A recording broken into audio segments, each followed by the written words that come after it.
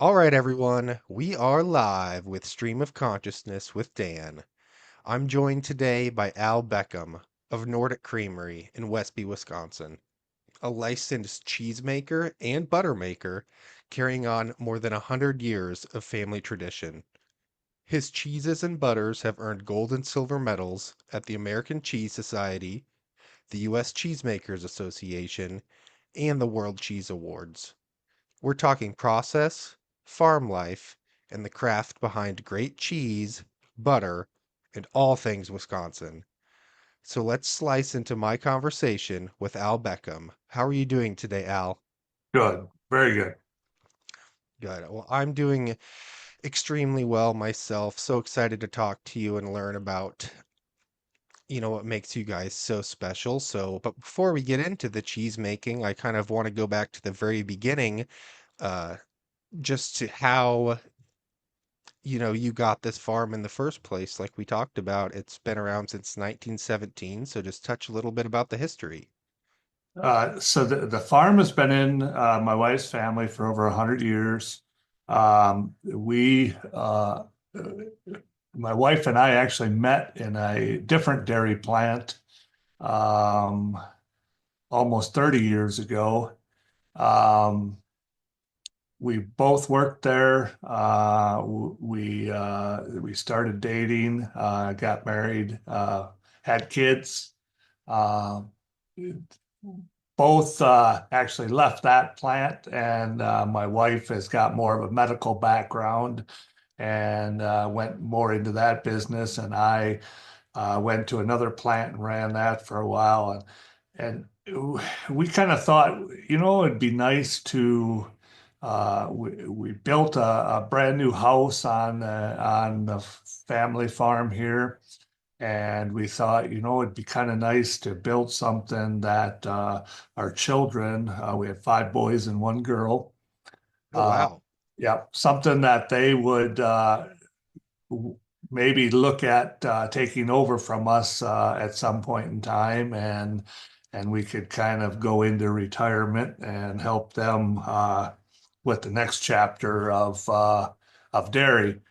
Uh, so I think it was probably about boy, I hate to throw out a number, but it must be about 17 or 18 years ago. Um, we broke ground and built the plant on this farm that was in my wife's family, and took a leap of faith. And I worked here full time. My wife still kept her job in the healthcare sector for a few years, and then all of a sudden it just got to be too much here, and she joined me full time, and slowly we've added. Or the children have gotten older. We've added them to the shake of this, and quite a few employees too, and built it up.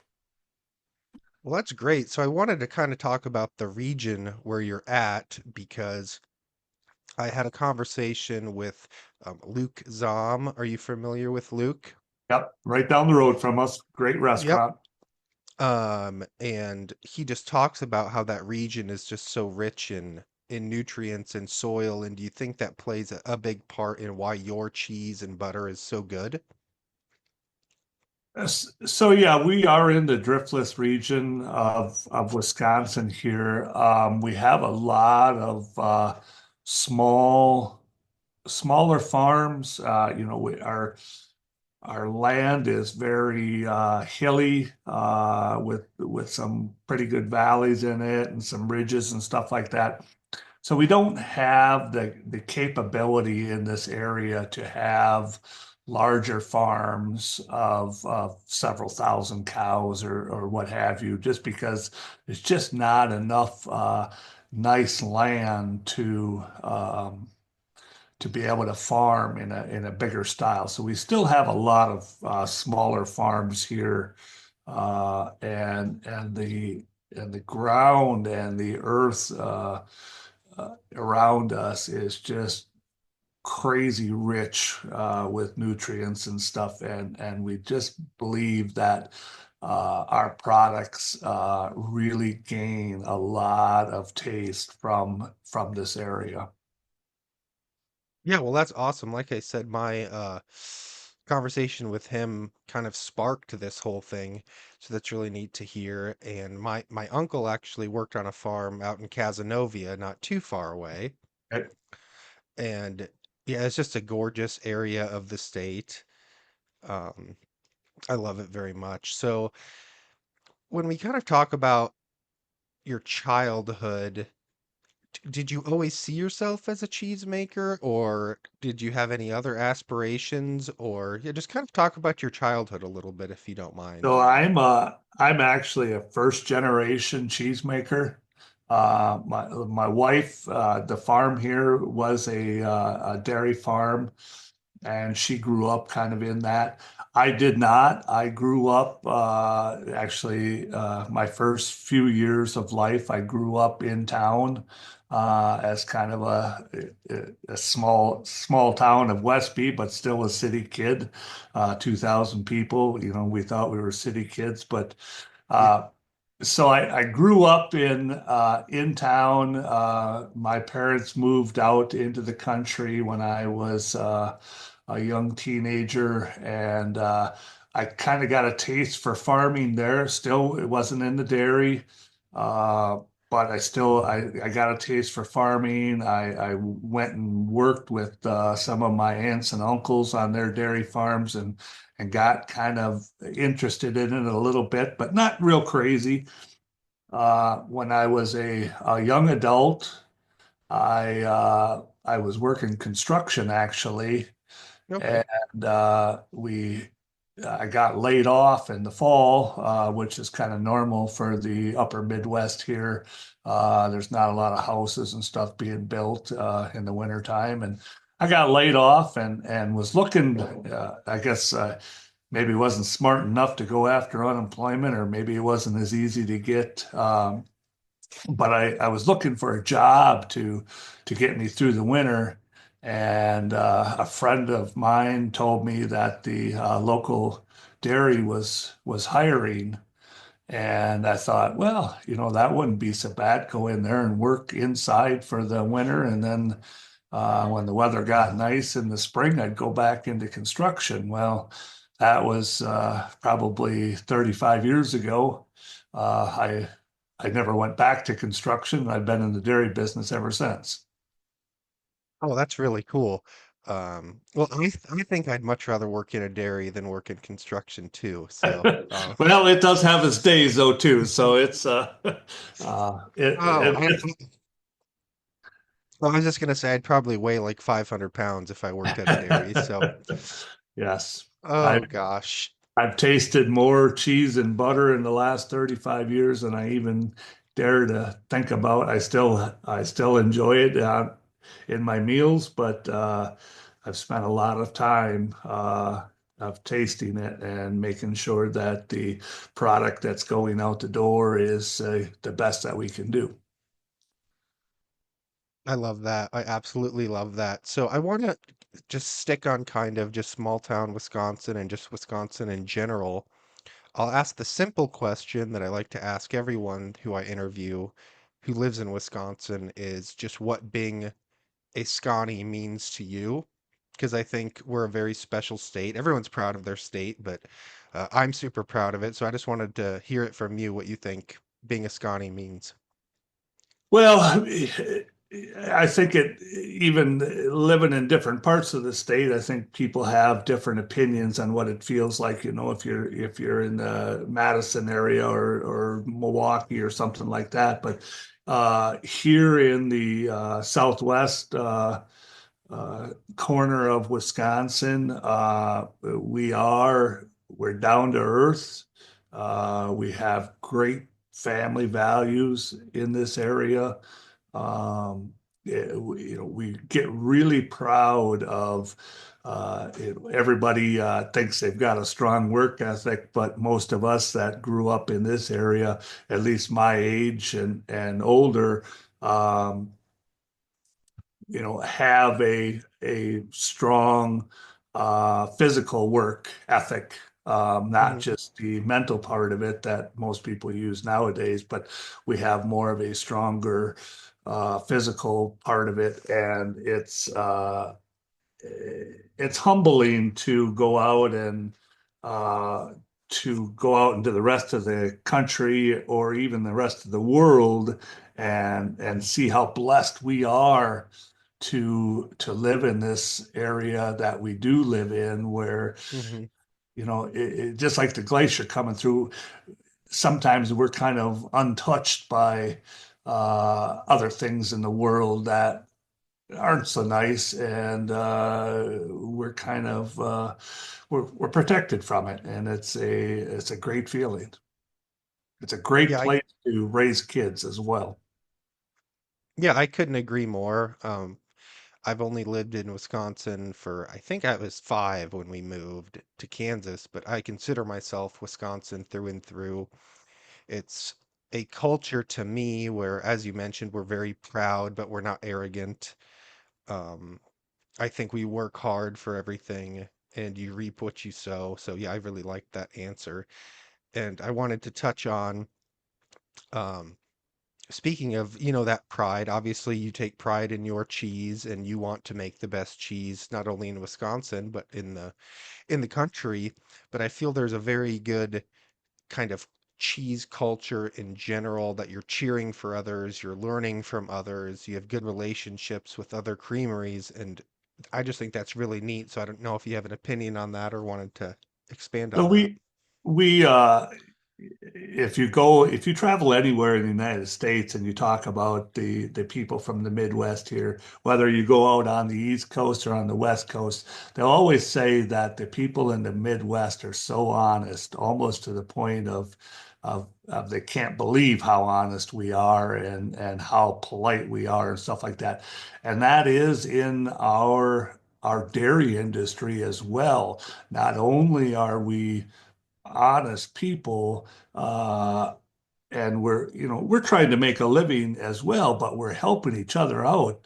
I've got so many friends in this industry that I've had for many many years that if I've got a question about a certain cheese that I want to try to make, or that a certain process isn't working quite right for me, all I got to do is get on the phone, and I've got so many resources to help me with that situation.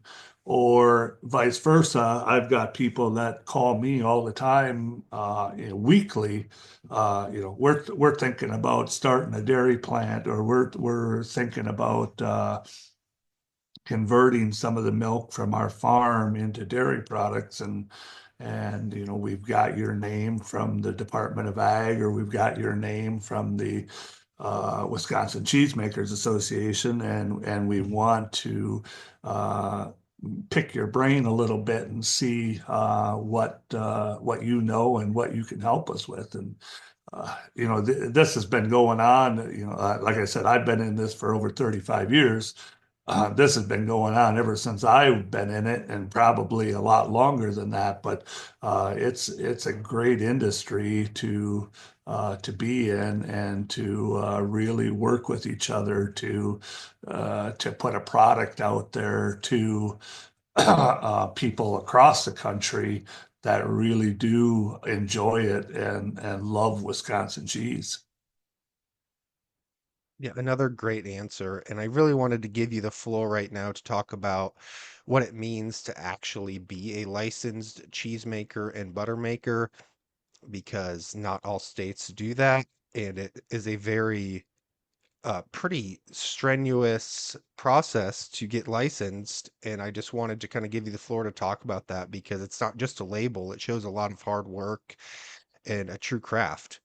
So I was uh, a few years after I had my license, I got the opportunity to go out and run a cheese plant in Ohio for, I think, 4 years. I was out there, and and I guess I was, still pretty young yet. I was in my mid 20s, and probably pretty naive, but I got out there and I couldn't believe that you didn't have to have a license to make cheese. I couldn't Mhm. believe that uh, anybody could walk into a dairy plant and start doing it. And I said, well, that's not the way we do it back in Wisconsin. You have to have an apprenticeship. You have to be have somebody from the state come in and give you a test after your apprentice is up and make sure that you know what you're doing and not scold you, but basically some of the or a couple of them that gave me a test said, this is something to be proud of, and we hope that you, for many years, have this license and are proud of what you're doing, and I have been, and yeah, we are the only state in the country that requires a license to make cheese or make butter. Uh, I don't know where they're at right now with butter maker license, but I know when I first got mine, I believe there was only 30 some licensed butter makers in the state of Wisconsin. And I wore that on my chest like a badge, I think. Yes. I was pretty proud of that. They've made it a little bit easier for some of these guys to get Buttermaker's license, but I'm guessing that if a guy looked it up on the state website, it might be a little bit more than that, but it probably isn't much more than that. Well, yeah, so I just wanted to hear that from you because, like I said, it's not just a label, it's not just a I'm a cheesemaker. Like it's a true badge of honor, like you said. So I'd love to hear that pride. And when you're buying a product from your creamery, you know you're getting it from someone who truly understands the process of cheese and the craft that goes into it. So, oh, I absolutely love that. So I kind of want to shift gears and talk about the animals themselves because happy cows and oh, you have goat as well, right? You have goats. So we did milk cows here on the farm up until about I think 10 years ago, and then it got too much for us. So we source all of our milk from local farms, but we don't buy any milk from farms that have our biggest dairy herd is 30 cows. Oh, Uh, wow. Okay. so we have I think like 8 farms that we buy milk from right now, and they're all small farms that are within uh, 10 miles of the plant. Well, that's And we pay, awesome. yeah, we pay them a premium. We don't, I get guys that call me all the time because somebody uh, says Nordic Creamery is paying so much for our milk, and you should try to get in there. Well, we just can't take everybody on because we're a small plant. But the farms that we have, we pay them a premium, and they do a crazy nice job um, as far as the quality of milk coming in here. I can't believe how blessed we are with the farms that we have. Well, that's so cool. You said 10 miles, 8 Yep, farms in 10 miles. Yeah, that's awesome. yep. And I mean, you're supporting all of those farms. And like you said, you're uh, doing it the right way. You don't have to pay that premium. You could sell out and, but that's not what Nordic Creamery is about. And that's why your cheese and products taste so good.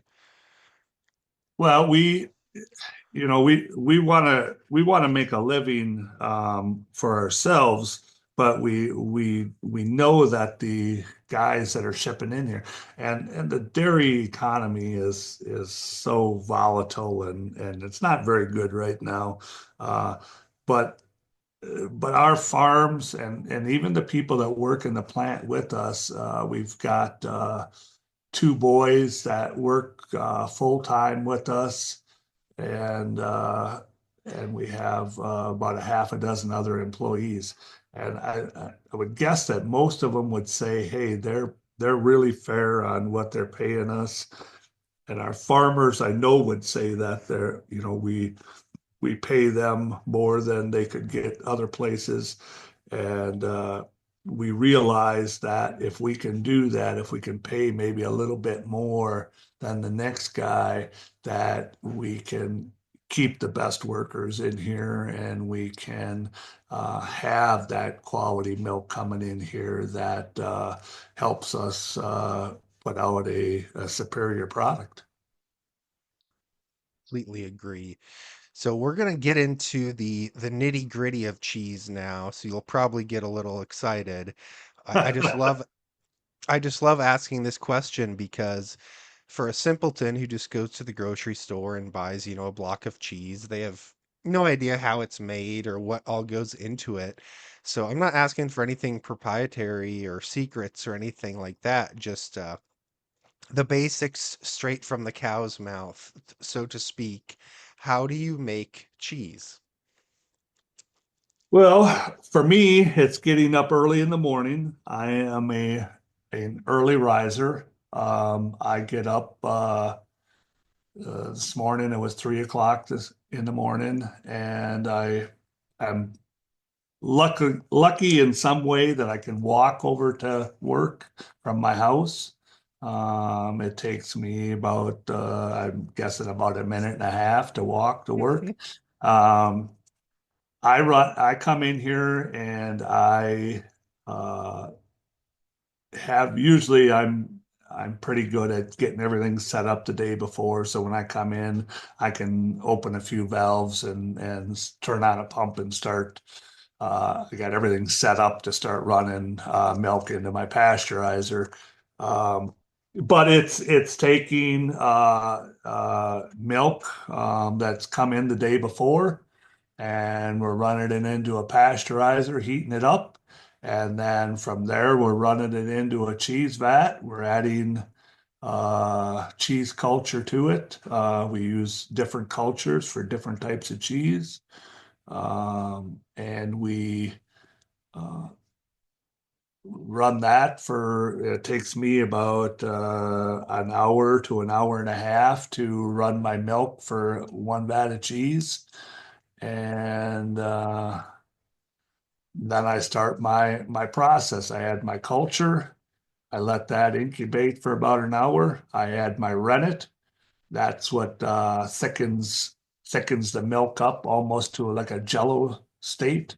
Oh, And gotcha. then I've got wire knives that are real thin wires that I use to cut the uh, that jello type milk into cheese curds, real small, like a half inch by half inch cheese curd. And then that curd separates from the whey, and we warm that up a little bit more, drain the whey off, and then we're left with just the curd in the vat, and we salt it, and then it goes into a whatever type of form we're making that day. It could be a 40-pound block that we do here or a 10-pound wheel. We go down as far as 2-pound wheels. And our cheese a little bit different. Most of the time, we leave our cheese sit on a press overnight uh, to actually let that culture work a little bit better. And then we come in the morning, we take it off the press and put it in the cooler and age it. Oh, I'm getting hungry. Um, so also what I'm curious about is what you do with the whey. Do you sell that out or what do you do with the leftover whey? Because I know there's quite a bit of it. So we're a pretty small dairy, and for the longest time we've taken that whey and we've fed it to pigs, or we've actually fed it to cattle as well. They love the taste of whey, and we can raise animals on that. We have a distillery that opened in Westby. last fall, he started taking some whey from us and is making it into uh, alcoholic drinks now with our sugars from our whey. So we have a lot of whey going into this distillery now to make product. Oh, that's so cool. I'm pretty sure I saw an episode. I don't think it was that distillery, but on the Wisconsin Foodie with Luke Zahm, they were talking about using whey to turn it into alcohol. That's just so cool. Yep. Um, I mean, we're Wisconsin. We have to have a little bit of alcohol in our lives, right? A little bit sometimes, yep. Well, that's really neat. So I was just gonna ask before I throw you a little curveball, what would you say your best product is and what one you're most proud of?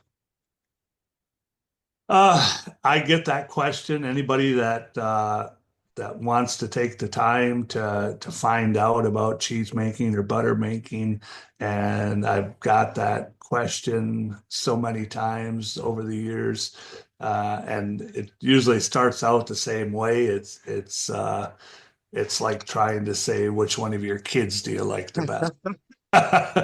Um, so it depends on what day it is. I have kids that I like better than others on certain days because they pull their weight more or they do more. I have different products that we make that I enjoy more or really like. As far as cheeses, we do a lot of A2 milk cheeses right now, and that is probably at the top of my list because it we sell a lot of it, and we have a lot of people that email us or call us and tell us how great that cheese is and how much it helps them to be able to eat cheese again because it you know some of them are lactose intolerant and like cow cheese, but they can't handle it, and they can with the A2. But um, it's a very nice product there. We're been doing a little bit with Baby Swiss the last couple years, and I really enjoy trying to do some artisanal baby Swiss right now, and you know we're kind of trying to catch our gear with that and finding the recipe that we want to use to bring that product to the market. Gotcha. Well, I'm on your website right now looking at some of your products. While I'm doing that, I also completely forgot to ask you, you talked about how to make cheese, but how do you make butter? Because it's another very just kind of staple in your fridge that you take for granted. So how do you make butter? So butter is a lot. It's a lot easier to make butter than it is cheese. Basically, you're separating your cream from your milk, and you're putting that cream into a butter churn and spinning it until your uh, butter separates from your buttermilk. It's a lot easier process, um, and it's there's not a lot of variance in that process as much as there is in the cheese making. But the trick to a really nice butter is to use the best milk, to use the freshest cream, and to not let it sit around for too long before you're putting it into butter. You know, we've done it.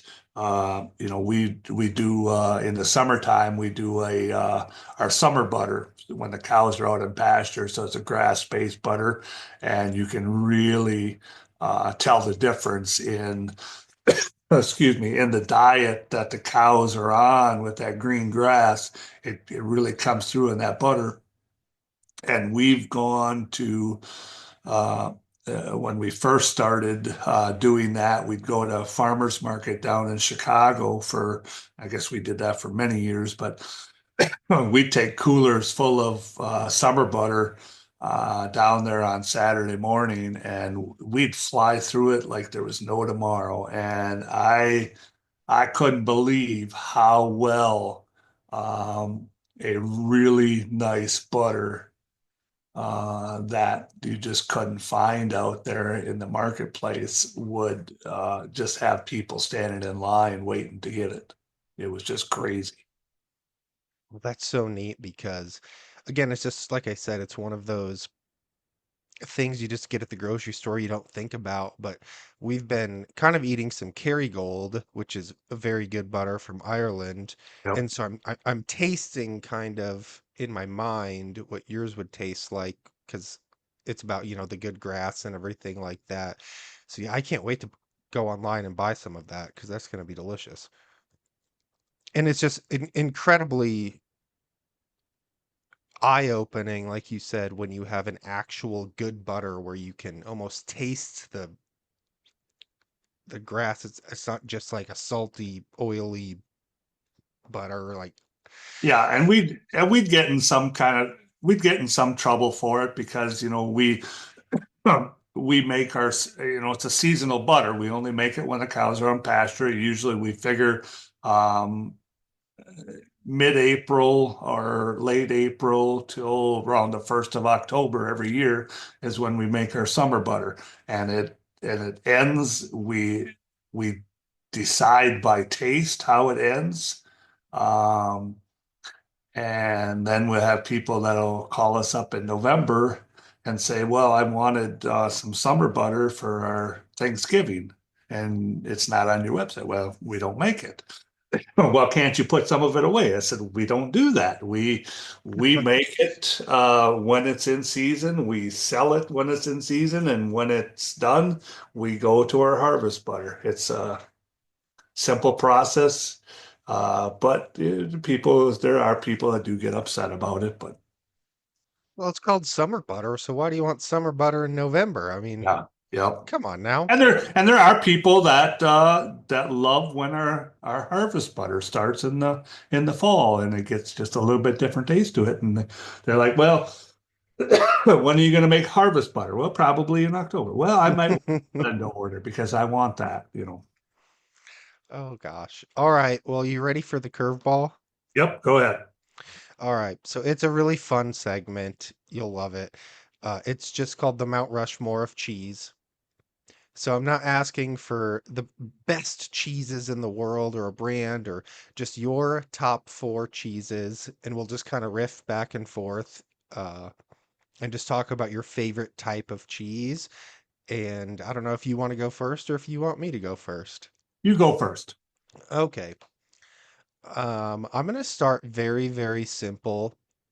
It is just a classic mozzarella, just a fresh classic mozzarella. It's kind of, to me, just cheese at its rawest form. It's just so delicious and melty, and yeah, you just can't go wrong with a fresh ball of mozzarella. And I would I would have to throw in a very nice Swiss cheese. Oh, Swiss okay. cheese to me is uh, and it varies a lot from place to place. Like if you go out to Ohio, you can't beat them boys out there for their Swiss cheeses. They know how to do it, and they've been doing it forever. And but a really nice Swiss cheese is right up there for me. I think that'd probably be my number one cheese. I can't argue with that. Swiss cheese is, yeah, it's, oh, again, I love this segment, but I also hate it because then I get so hungry. I'm gonna go for what I think is a very underrated cheese, Munster. It's just very versatile. You can put it on a deli sandwich. You can grate it and melt it into a mac and cheese. I just really like a good Munster cheese. I don't really know how much to expand on that. I just love it. We sell a lot of Munster cheese. We do a goat Munster. that people just go crazy for it because it's a very nice, subtle goat cheese that really fits into different sandwiches and stuff like that there. And we do a smoked Munster as well that there's not a lot of people out there do it. So that's another one that we really sell a lot of. So I'm going to go to cheddar next. Everybody likes a good cheddar, but there's such a wave of different cheddars from cheese curds to 10 and 12 and 15-year-old cheddar. There's so many different cheddars out there that, you can say, well, I love cheddar, but there's just hundreds and hundreds of different styles of cheddar. So that's one that you can say, well, I like eating Nordic Creamery's cheddar, or I like eating Carvalli's cheddar, or somebody like that there. But um, there's so many different cheddars throughout the damn world that it's a crazy, crazy cheese to really pick one type of cheddar that really stands out because there's so many variances in it. I just love that you mentioned that because so my wife is from Nebraska. That's where we're at now. And so she's just used to eating, just crappy grocery store sharp cheddar. And it's not sharp cheddar at all. And we went to Wisconsin for the first time together, and she ordered something with the sharp cheddar. And I'm like, dear, you might be a little surprised that it's actually sharp cheddar. It's Yeah. it's So- not Sometimes it grocery. might bite you back a little bit. It's so sharp. Yeah. So I'm like, maybe you should try the medium and then work your way up from there. So I'm gonna go classic Wisconsin brick cheese for Yep. my number three. It's oh, I don't know what it is. It's simple. It's growing up, I used to go to Widmer's all the time. Obviously, Widmer's brick, very famous. Yep. Joe and Joey are great out there. I talked to Joey. Um, but yeah, I'm gonna go brick cheese, Yep. and And that's yeah. the brick that I would really Whitmer's down there. I mean, they've done it for so long down there with, and even with the traditional bricks, that is the way to go. Um, but there's such a variance in brick too, that Hmm. there's stuff that people call brick that I wouldn't call brick, and others that's so strong that it's about make your eyes water. It's crazy. Um, and so I'm up on number three now. Is that what I You're on did? three. Yeah, Swiss and cheddar. I would probably do a cheese that I invented, which is our Caprico. It's a Okay, blend. what's that? It's a blend of cow and goat cheese, Okay. or cow and goat milk. It the first time I made this, it's a recipe that I didn't change from the first time. It's kind of a cheddar style.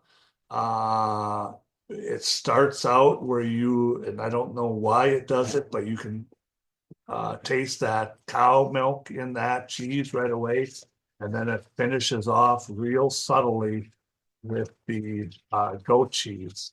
And that is a cheese that we've been blessed that we've done very well with and won many awards. And it is just a cheese that if I'm gonna take a cheese, I would have said Munster probably before this, but you used it, so I thought I won't give me. But I would take Caprico and make a mac and cheese with that Caprico, and it is just the most phenomenal uh, mac and cheese that I've ever had in my life with that cheese. So that would be probably my third cheese on my list of cheeses that I love. Well, I would expect nothing less that you pick one of yours, but I'm looking at it on the website right now. And I'm a huge mac and cheese fan, so I cannot wait to get my hands on some of that and try it. That's very interesting. My fourth one, oh gosh,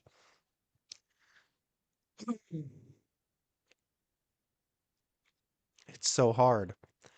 I'm actually going to go Fontina. I had never had it before, and I had got some sent to me, and oh no. I'm switching. I'm switching. It's the bread cheese. I don't know if there's like a specific name. It's just like bread cheese. Yeah, there's a lot of different companies that make it. My sister and her husband ran a cheese plant up in Cashion for many years, but they still make bread cheese up there.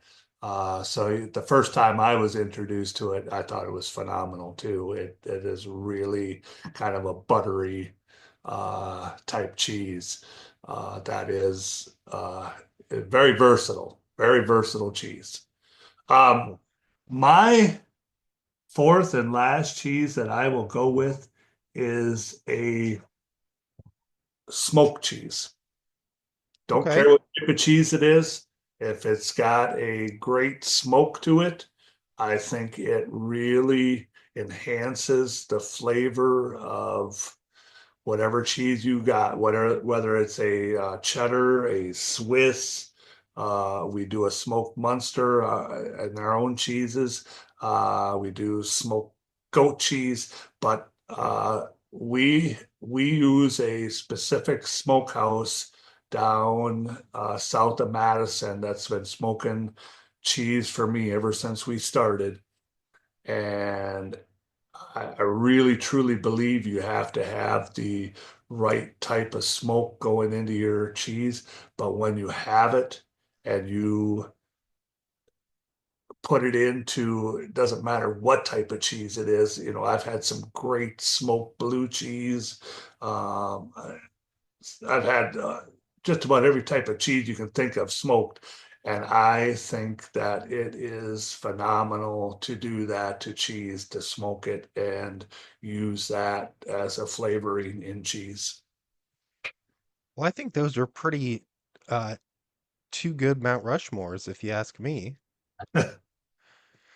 Um, yeah, I just love to hear kind of, someone who knows as much cheese as anyone in the world to talk about, what their favorites are. So I love doing that piece. Yep. So I kind of want to talk about the future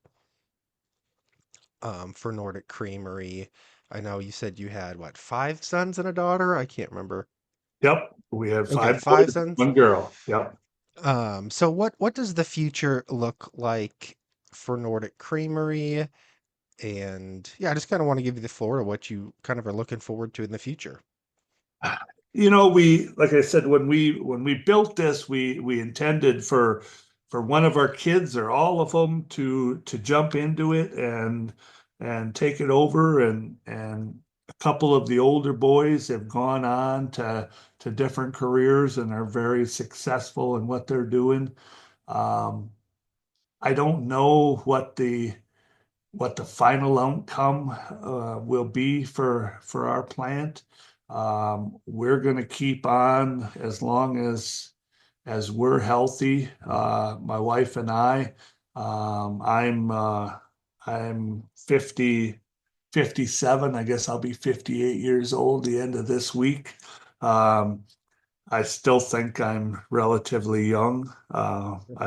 I feel relatively young, even though we've got uh, five grandchildren. You know, we're going to keep doing what we're doing and trying to. We're not trying to make the most product. We're trying to make the best product. Is Hmm. what kind of our deal is. We're not looking to take over the world with what we're doing. We're trying to make a great product. We're trying to make a living for ourselves. Some of our children that are in the business, our employees, and our patrons that ship milk in here. And for right now, I mean that's our thing. We're just going to keep trucking where we're going. We're not looking to expect, we have product going all over the country, but in a small scale.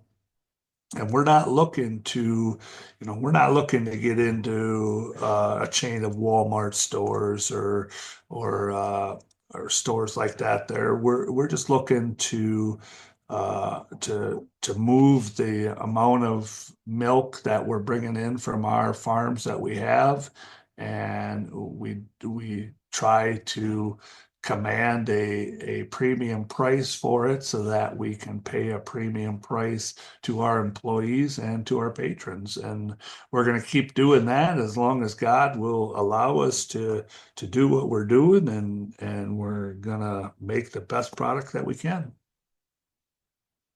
I love that. And clearly you're doing a great job. So I do want to give you the floor one last time before we sign off to inform my audience where they can buy your cheese, excuse me, whether it's through your website or local retailers, um, because I want everyone to get their hands on your cheese. So we our biggest markets are Chicago, Minneapolis, St. Louis is our biggest markets for our product. You can go on to our website, nordiccreamery.com, and order directly from us, or you can find a list of stores that's on there, where you're able to purchase our product. If your local store doesn't have us and you're in the upper Midwest here, by golly, tell them they ought to carry that product and get it in there so it's easier for everybody to enjoy it. But get out. We're in a lot of co-ops throughout the upper Midwest here as big stores for us, and it's a great atmosphere to buy many products from many cheesemakers throughout the upper Midwest here, and find our products in there as well. Oh yeah, absolutely. I was just looking at your website and I love that you have that list of every state and every store. That's really helpful. So yeah, everyone go to the nordiccreamery.com. And if you're not in one of those markets, like Al said, please order from their online store. I can guarantee you will not be disappointed with the taste of the cheese. So, yeah, Al, again, just thank you so much for being here today. You brought just a level of insight and professionalism to the conversation, and just for everything you're doing for, those farms in southwestern Wisconsin. I'm proud of you. I'll be cheering for you, and I will definitely be placing a hefty order online. I appreciate you trying to share our story with the people, and hopefully that, even if maybe you can't find our product in your local store, if you're out shopping, at least buy it from another small dairy that's trying to do the same thing that we're doing and keep these small farms going, and give them a living wage to keep the lights on in the barn. Absolutely. Well, again, Al, thanks so much for your time. I'll let you get back to hopefully making a nice batch of cheese. And geez, I can't believe you get up at 3 in the morning. That's I enjoy it. all right. Well, I'm going to stop recording, and if you don't mind, just talk offline for a couple minutes. Okay.